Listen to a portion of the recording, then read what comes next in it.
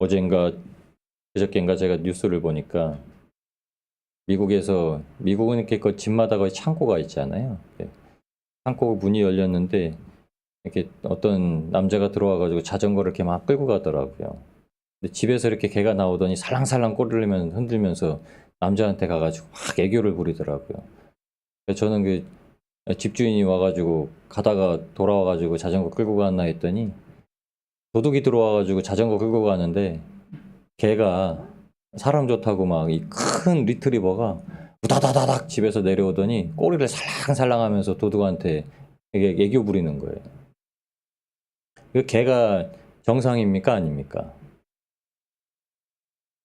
뭐라고 말을 못 하시겠죠. 정상이죠. 아니, 걔가 사람 좋아하는 건 태초의 정상입니다. 아담이 다 다스리게 했는데요. 근데 우리가 보기는 걔는 항상 도둑이 오면 짖어야 되는 존재잖아요. 예? 주인하고 이렇게 연결되어 있는 존재. 그럼 걔를 어떻게 꾸짖겠습니까? 예? 걔가 뭐 말귀를 다 알아듣습니까? 걔는 사람이 아니니까 사람의 말귀를 다 못 알아듣죠. 하나님께서 사람을 보실 때 인간이 하나님의 뜻을 깨닫고 하나님을 알면은 참 우리는 벌레만도 못한 존재라고 고백을 합니다. 성경의 지혜자는 그렇게 기록을 합니다. 왜냐하면 사람이 아무리 궁구하고 생각을 열심히 해보았자 하나님께서 원하시는 뜻을 참 생각할 수가 없고 그 뜻대로 살아갈 수 없다고 얘기를 하는 거예요. 오늘 하나님께서 우리에게 과연 무엇을 통해서 이스라엘 백성에게도 말씀하려고 하시고 우리에게도 그렇게 말씀하려고 하시는가? 우리는 10절까지의 말씀을 다 보셔야 되는데 1절하고 2절 말씀을 통해서 하나님의 주권과 하나님께서 행사하시는 것이 얼마나 크신가? 오늘도 우리가 그 행사를 붙들고 살아야만 하나님의 그 지혜의 통로에 성령님께서 역사하시는 것을 받아들이며 살아가는 복된 하루가 될 줄 믿습니다. 하나님께서는 어떤 분이신가요? 하나님께서는 구원을 위해서 행하시는 일들이 있으신데 하나님께서 행하시는 그 일들에는 하나님의 주권을 가지고 행하신다는 거예요. 오늘도 그래서 다른 용어로 제가 헷갈리지 않게 하기 위해서 주권이라는 말을 이제 사용을 했습니다. 토기장이에 대한 비유를 하실 때 토기장이를 통해서 지은 이 토기, 그릇은 유대인을 지칭합니다. 하나님의 백성으로 부름받은 자를 또한 지칭하기 때문에 신약에서 로마서 9장에 들어서는 사도 바울이 그 말에 대해서 사용하기를 유대인뿐만이 아니라 이방인 중에서도 부름받은 자애들에게 대해서 사용을 했습니다. 토기장애에 대해서 성경에 몇 권의 이제 성경책에 기록이 되어 있는데 선지서에 4권이 기록되어 있고 그다음에 유다를 지칭하는 마태복음에 기록되어 있고, 근데 사도 바울이 이제 서신서에 기록을 했습니다. 선지서에는 이사야서, 그리고 예레미야서, 그리고 예레미야가 또 다른 기록한 책, 예레미야 애가서, 그리고 다니엘서, 스가랴서 이렇게 기록이 되어 있습니다. 그리고 말씀드렸듯이 마태복음 27장, 그리고 로마서 9장에 기록되어 있는데 유다를 지칭하는 그 선지서는 몇 권이 있죠. 스가랴서나 마태복음이나 그 성경에 기록된 것은 이제 유다가 예수님을 팔고 이제 나그네 이제 토기장의 밭을 사서 나그네 무덤으로 삼겠다고 하신 예언의 성취의 말씀을 기록하고 있고 나머지 서신서에는 다 토기장이가 임의대로 그릇을 만들 수 있는 그 책에 대해서 기록을 했습니다. 근데 오늘 말씀은 이 토기를 다 만들어서 구운 상태를 말씀하시는 건 아니에요. 이게 오늘 말씀에 이렇게 얘기합니다. 2절에 보시면 토기장이의 집으로 이제 내려가라 하나님께서 말씀하시죠. 하나님께서 어떤 일이 있을 거다라고 예레미야의 선지자에게 계속 말씀으로만 담아주셨는데 이제 예레미야 선지자에게 무엇을 행하시냐면 너는 어디로 가라. 그리고 거기서 벌어지는 일들을 봐라. 그러면 그 일들을 통해서 네가 본 일들이 무슨 일인지 내가 어떻게 할 것인지를 깨닫게 하시겠다. 이렇게 말씀하시는 겁니다. 여러분 제가 태풍이 올라오기 전에 새벽기도 차량으로 운행을 할 때 정말 아침이 깜깜했습니다. 그래서 그때 이렇게 차량을 몰고서 집에서 나오면서 야 오늘 날이 되게 깜깜하네요. 오늘 날이 평상시 같지 않네요. 제가 그랬습니다. 그래서 오늘 태풍이 지나가고 새벽기도 차량으로 가는데 제 속에 그렇게 생각이 들었습니다. 아, 그렇지. 오늘이 정상이지. 여러분, 하늘이 구름에 휩싸여가지고 모든 것이 깜깜해졌을 때 태풍 전에는 제가 겨울처럼 느껴졌습니다. 날씨가 새벽에 나올 때가. 근데 그 날이 정상은 아니거든요. 그건 분명히 정상은 아닙니다. 근데 일기이기 때문에 그럴 수도 있고 저럴 수도 있다라고 하지만 우리가 생각하는 게 똑같지 않을까라는 마음이 들었습니다. 우리 마음 가운데 어둠이 끼어서 하나님을 말씀을 깨닫지 못하면 정상은 아닙니다. 그게 하나님께서 조성하신 정상은 아닙니다. 예레미야 선지자는 말씀을 들어서만도 충분했습니다. 그런데 예레미야 선지자도 육체를 가지고 있는 하나님의 종이기 때문에 뭔가 부족하다는 거예요. 그래서 예수님께서도 오셔서 행하신 것들이 진리의 말씀을 선포하시는데 예수님께서 복음서에는 항상 이렇게 기록합니다. 비유로 말씀하시니라. 비유로 말씀하시느라. 왜 예수님께서 비유로 말씀하셨느냐? 듣지 못하는 자들은 깨닫지 못하게 하시기 위해서 비유로 말씀하셨다는 겁니다. 그러면 듣지 못하는 자는 어떤 마음가짐과 어떤 행동을 가지고 하나님의 말씀을 대하느냐? 그 말씀을 아주 가볍게 본다는 거죠. 그 말씀을 가볍게 보고 이 말씀인가 그것인가 묻지 않는다는 겁니다. 그러니까 비유의 말씀을 하시고 돌이키셔서 자리를 무리에게서 떠나셨을 때 제자들이 와서 이렇게 묻습니다. 주님, 도대체 무슨 말씀을 하신 건가요? 제자들도 무리 가운데 있을 때는 예수님의 제자기 때문에 옆에서 그냥 그렇지 이렇게 하고 들었는데 막상 그때는 아무것도 몰랐다는 거예요. 그러니까 알려달라고 하는 거예요. 예수님께 알려달라고 말합니다. 그러자 예수님께서 말씀하시기를 이렇게 말씀하시는 거예요. 저희가 듣기는 들어도 듣지 못하고 보아도 보지 못할 것이고 마음으로 깨달아 돌이켜 하나님 앞에 용서받을까 하노라. 그래서 깨달을 수 있는 자에게만 다시금 비유의 말씀을 풀어서 말씀을 해주시죠. 예레미야 선지자에도 이제 하나님께서 가서 보라고 하십니다. 그 큰 사건이 아닙니다. 그런데 예레미야 선지자에게만 하신 것이 아니라 다니엘에게는 금신상을 통해서 보여주시는 그 발에 대한 비유를 하실 때 토기장의 진흙이라고 합니다. 그리고 이제 이사야 선지자에게 그리고 스가랴 선지자에게도 토기장의 밭을 사라고 하는 비유였으니까 이사야 선지자이고 특별히 예레미야 선지자에만 토기장의 비유를 하게 하시고 사도 바울은 그 토기장의 비유 그러니까 스스로가 깨달은 말씀이 아니라 그가 가지고 있던 율법에 기록된 말씀을 깨달아서 알게 하신 겁니다. 로마서 9장 19절에서 23절에는 사도 바울이 이 깨달은 말을 가지고 무엇이라고 하냐면 하나님 앞에서 이렇게 묻는 자들에게 대답합니다. 하나님이 그러면은 하나님께서 다 만드신 것인데 하나님께서 선도 조성하시고 악도 조성하시고 왜 악한 자들에게는 일문하시느냐? 왜 꾸짖으시냐? 왜 하나님은 그렇게 하시냐? 하나님이 다 하셨으면 다 칭찬하셔야 되는 거 아니냐? 이 사람들에게 답변하기를 사도 바울이 이렇게 얘기합니다. 이 사람아, 네가 과연 무엇이간데 하나님을 힐문하느냐? 하나님께 반문하냐? 그러면서 하는 말씀이 토기장이가 진흙 한 덩이를 가지고 하나는 귀 있을 그릇을 하나는 천이 쓸 그릇을 만들지 못하겠느냐?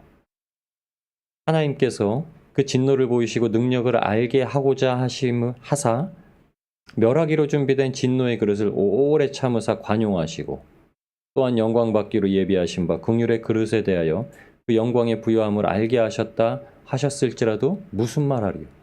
그러니까 이 사람에게는 구원을 베푸시고 이 사람에게는 진노를 베푸시더라도 우리가 무슨 말 할 수 있냐 이거예요.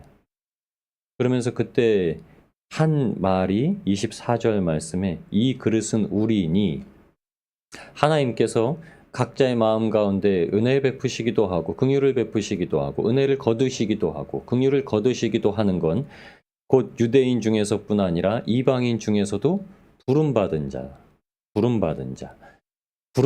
자는 여러분 하나님께서 그 삶을 다 주관하십니다. 오늘 토기장이에게 가서 예레미야에게 봐라라고 하셨던 말씀은 하나님께서 구원하시고 하는 자에게는 그 삶을 다 이제 간섭하신다는 거예요. 그래서 하나님의 주권을 가지고 행사하신다는 겁니다. 그래서 구원하기로 작정하지 않은 그 구원의 반열에 들지 않은 자의 삶은 그냥 우연으로 점철된 삶이에요. 그들은 그냥 다 우연이라고 생각해요. 우연히 돈도 벌고요. 아유 재수 없어서 재수 없어서 나쁜 일도 당하고요. 근데 하나님 앞에 구원받아서 마음이 말씀 가운데 붙들려 있어서 말씀을 상고하고 말씀을 깨닫는 자들에게는 우연이란 게 없는 거예요. 하나님께서 다 그 뜻을 두시고 행하시는 일들입니다. 그 뜻을 두시고 행하시는 말씀을 오늘 예레미야 18장 2절에 다 기록하고 계신 거예요. 예레미야서 2장에 주님께서 그 뜻을 두고 행하시는 것들에 대해서 우리에게 말씀하시는 건 두 가지를 통해서 말씀하십니다. 첫 번째는 하나님의 손을 통해서 일하시겠다는 말씀을 하시고요. 두 번째는 하나님이 친히 그 눈을 가지고 감찰하신다고 말씀하시는 거예요. 하나님은 사람이 아니십니다. 하나님은 영이십니다. 그러니까 육신이 되어서 예수 그리스도께서 오셨지만 하나님은 본디 사람과 같지 않아서 육체로서 모든 걸 표현할 수는 없습니다.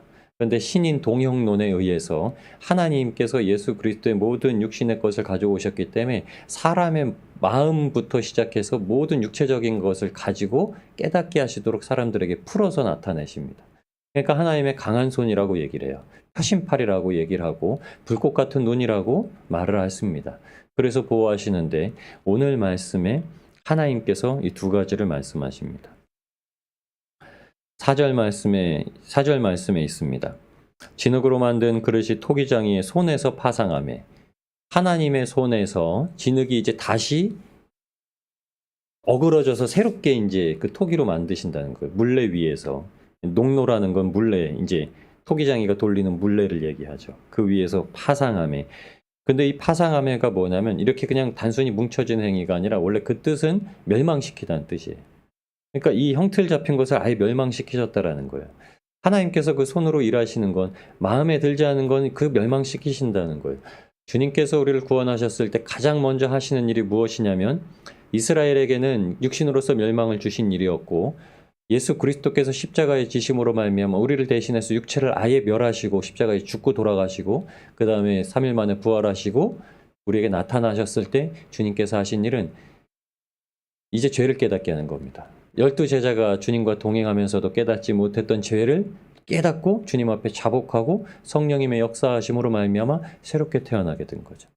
하나님께서 그 마음을 아예 새롭게 하시는 거예요.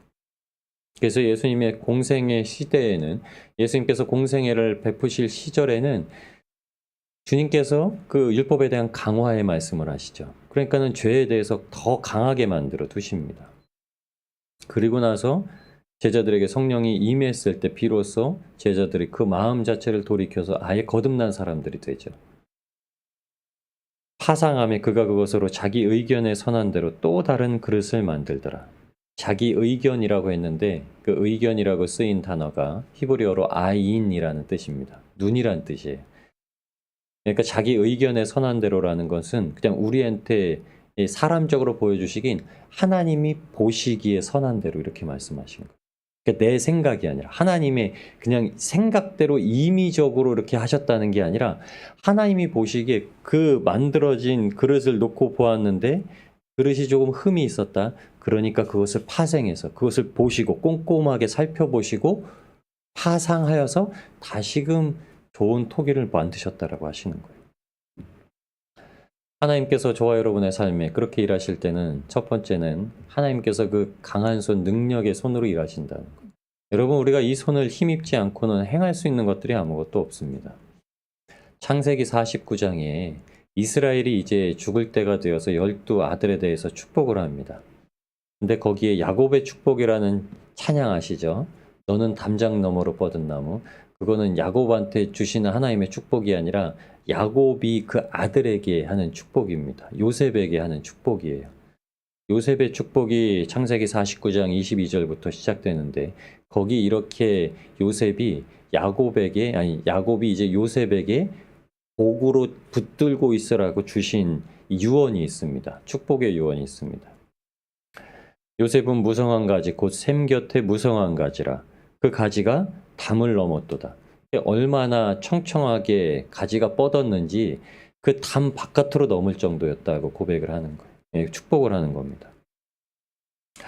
활 쏘는 자가 그를 학대하며 그를 쏘며 그를 군박하여 그에게 적개심을 가졌더라도 요셉의 활이 도리어 경강하며 그의 팔이 힘이 있으니 야곱의 전능자의 손을 힘입음이라.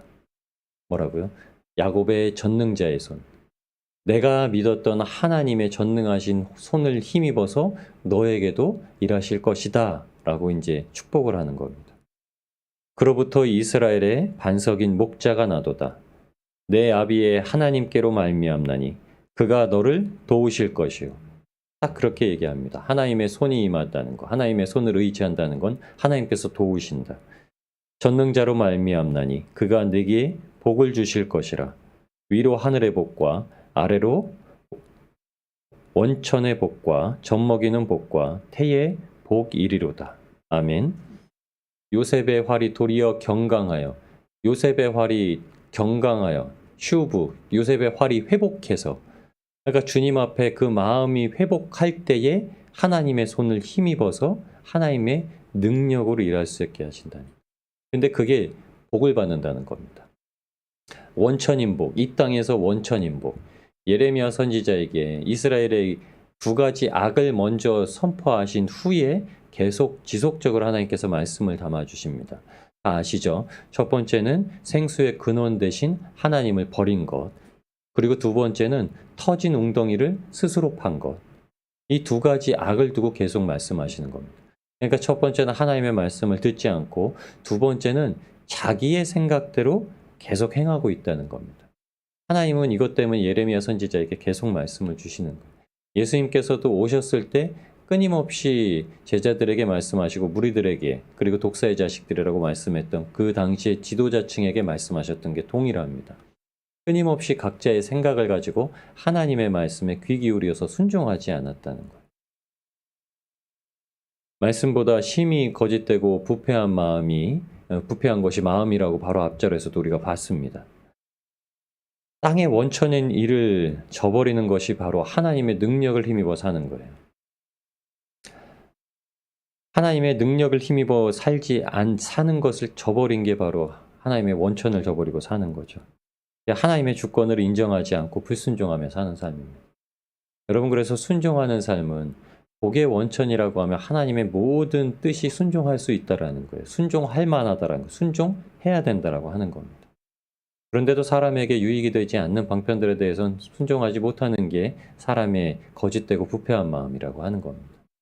하나님께서 그것을 다시 한번 토기장에게 가서 이제 저것을 보고 깨달으라고 주신 말씀이에요.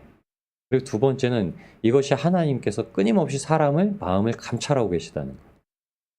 저희가 참 정의롭다고 생각하시죠. 하나님의 말씀을 가지고 있으면 참 깨끗해졌다라고 생각하지만 그 가운데서도 하나님은 심장 폐부의 아주 깊은 곳까지 가지고 있는 것들을 감찰하신다는 거예요. 하나님이 이렇게 똑바로 쳐다보고 계신 거예요. 하나님이 이렇게 똑바로 쳐다보고 계신 겁니다. 여러분, 이렇게 말할 때 사람이 똑바로 이렇게 눈을 쳐다보고 있으면 어떻게 되나요? 저도 모르게 이렇게 좀 이렇게 눈을 피하게 되더라고요. 아니, 똑바로 쳐다보면 저 사람이 나에 대해서 뭔가를 알고서 저렇게 날 똑바로 쳐다보나 막 이런 생각이 들잖아요. 똑바로 쳐다보면 뭔가 이렇게 꼬투리를 잡을 것 같고 뭔가 이렇게 할 것 같고. 하나님께서 정말 그렇게 보신다는 거예요. 하나님이 이렇게 똑바로 쳐다보고 하신다는 거예요.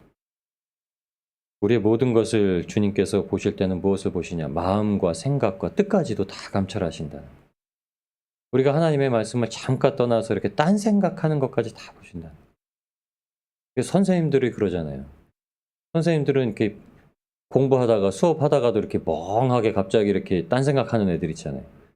저희 때는 그랬습니다. 그걸 어떻게 그렇게 잘하시는지 분필을 똑같이 하셔가지고 분필을 싹 날리세요. 정확하게 맞추시는 분들이 계세요. 분명히 칠판 보고 있었는데 어떻게 그렇게 딴 생각하는지 아시는지. 하물며 사람이라도 그런데 하나님은 다 아시는 거죠. 하나님께서 우리가 죄악된 생각인지 무엇인지도 다 알고 계신다는 거. 그런데 하나님께서 그렇게 알고 계시기 때문에 하나님께서 마음 먹고 그 마음을 돌이키자라는, 하나님께서 뜻을 두시고 그 마음을 돌이키게 하는 자에게는 하나님께서 깨닫는 은혜를 주신다는 겁니다. 그러니까 죄를 깨닫는 은혜를 받는 거예요. 하나님이 불꽃 같은 눈동자로 지키고 보호하시는 자가 깨닫는 은혜를 누린다는 겁니다. 여러분, 오늘도 하나님께서 우리에게 그 모든 선한 행사의 손을 우리에게 펼치고 계시고 하나님께서 불꽃 같은 눈동자로 우리를 오늘도 감찰하고 계십니다. 세상 가운데 두려워하실 게 없는 거예요. 우리가 겪고 있는 모든 상황과 당하는 일들에 대해서 하나님은 다 알고 계시고 보고 계시고 언제라도 우리가 마음을 돌이켜서 뜻을 주님 앞에 정할 때에 그 손을 펴시라고 예비하고 계시다는 겁니다. 오늘 세상 가운데 하나님을 모시고 살아가실 때 담대하게 주님을 의지하시고 주님께서 우리에게 주시려고 예비하신 모든 은혜를 누리시는 복된 성도님들 되시길 주님의 이름으로 축원합니다.